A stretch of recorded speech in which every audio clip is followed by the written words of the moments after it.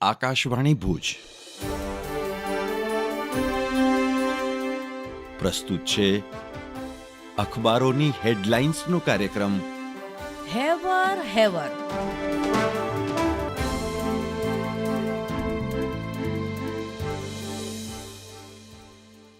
નમસ્કાર, હું જયેશ રાવલ. કચ્છ મિત્રના પહેલા પાના પરની હેડલાઇન: ભવિષ્ય યુદ્ધમાં નહીં પણ બુદ્ધમાં. મોદી ભુવનેશ્વરમાં પ્રાઇમ મિનિસ્ટર મોદીનું પ્રવાસી ભારતીય દિવસ સંમેલનમાં સંબોધન.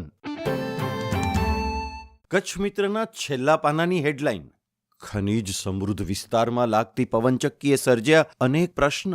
ગિરીશ જોશી લખે છે, અત્યાર સુધી પર્યાવરણની સોથ વાળીને પણ વિન્ડમિલના પાંખડા ફરતા, હવે વિપુલ ખનીજ ભંડાર પર બ્રેક લાગી જવાનો ખતરો.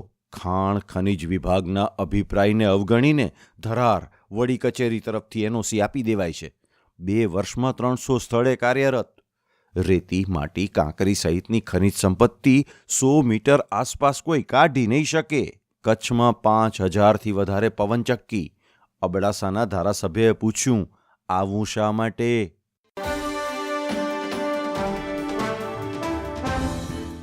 હું કેવિન સોની. દિવ્ય ભાસ્કરના છેલ્લા પાના પરના સમાચાર છે. પૂર્વ કચ્છમાં વર્ષ દરમિયાન 211 જીવલેણ અકસ્માતમાં અનેક પરિવાર ખંડિત થયા. ઓવરસ્પીડ, ટ્રાફિક નિયમોનું ઉલ્લંઘન, નશાયુક્ત હાલતમાં ડ્રાઇવિંગ કેટલા જીવો લેશે? ભચાઉ, અંજાર, ગાંધીધામ હાઈવે, ઘોડપાદર હાઈવે સૌથી વધુ અકસ્માતથી રેડ ઝોન બની રહ્યા છે.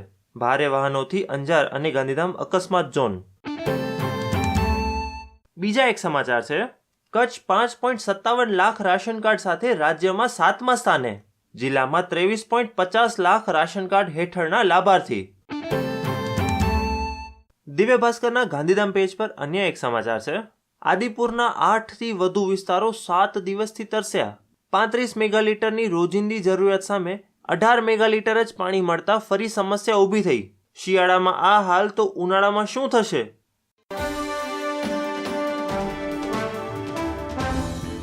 હું મનોજ સોની. આજના સંદેશમાં સમાચાર છે કે કચ્છમાં ઉત્તરાયણે પવનની ગતિ અનુકૂળ રહે તેવી શક્યતા સેવાઈ. પતંગ ઉડાડવામાં મુશ્કેલીનો સામનો નહીં કરવો પડે. પવનની ઝડપ પ્રતિ કલાકની 14થી 18 કિલોમીટરની રહેશે.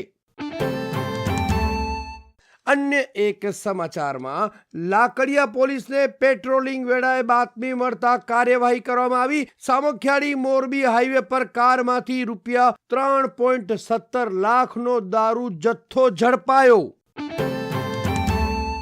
સંદેશના છેલ્લા પાને સમાચાર છે કે મુન્દ્રા કસ્ટમે નાર્કોટિક્સ દાણચોરીમાં રાજકોટના નિકાસકારની ધરપકડ કરી. જુલાઈમાં પકડાયેલી 150 કરોડની પ્રતિબંધિત દવા ટ્રામાડોલની નિકાસના મામલે કાર્યવાહી.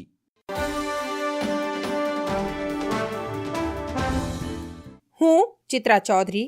ગુજરાત સમાચારની કચ્છ આવૃત્તિમાં સમાચાર છે. મેઘ પર બોરીચીમાં અંડરબ્રિજનું આશ્વાસન અપાયું. ટ્રાફિક સમસ્યા ઉકેલની આશા. લડત સમિતિ દ્વારા કઈ રીતે કામગીરી કરાઈ તેની ચર્ચા થઈ.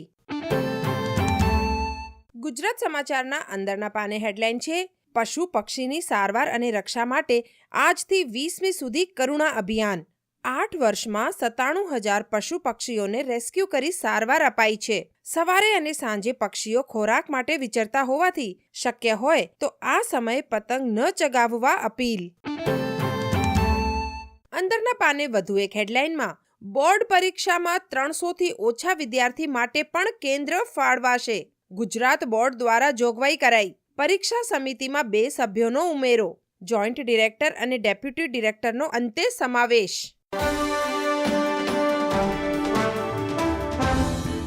હું નીરજ મચ્છર. રાષ્ટ્રીય કક્ષાની સમુદ્રી તરણ સ્પર્ધામાં માધાપરની દીકરીએ મેળવ્યો ગોલ્ડ મેડલ. સાંધ્ય દૈનિક કચ્છ ઉદયના સમાચાર. પોરબંદરના સમુદ્રમાં રાષ્ટ્રીય કક્ષાની તરણ સ્પર્ધાનું આયોજન કરાયું હતું, જેમાં દેશભરના 1200થી પણ વધારે તરવૈયાઓએ ભાગ લીધો. દરિયાના મોજા અને પાણીમાં અતિશય કરંટ હોતા રેસ્ક્યુ માટે ઇન્ડિયન નેવી, કોસ્ટગાર્ડ, પોરબંદર નગરપાલિકા તેમજ સ્વિમિંગ ક્લબના સભ્યો તૈનાત રહ્યા હતા અને 12 જેટલી કાયાક દ્વારા રેસ્ક્યુની કામગીરી કરવામાં આવી. તાત્કાલિક સારવાર મળી રહે તે માટે સિવિલ હોસ્પિટલ પોરબંદરનો આરોગ્ય વિભાગ અને સ્થળ પર 108ની સેવા પણ રાખવામાં આવી. આ સ્પર્ધામાં માધાપરના શિક્ષક દંપતી ભાવનાબેન અને ગિરીશભાઈ ચૌહાણની 10મા ધોરણમાં અભ્યાસ કરતી 15 વર્ષની પુત્રી હિમધી ચૌહાણે 14 થી 30 વર્ષની ઉંમરના સ્પર્ધકોની 1 કિલોમીટરની સ્પર્ધામાં વહેલી સવારના 6 કલાકે કડકડતી ઠંડીમાં ભાગ લઈ ભારતભરમાંથી આવેલા તરવૈયાઓને પાછળ રાખી હિમધી ચૌહાણે રાષ્ટ્રીય કક્ષાએ પ્રથમ નંબર મેળવી ગુજરાતને અપાવ્યો ગોલ્ડ મેડલ. ગયા વર્ષે પણ તેણે મેળવ્યો હતો ગોલ્ડ મેડલ.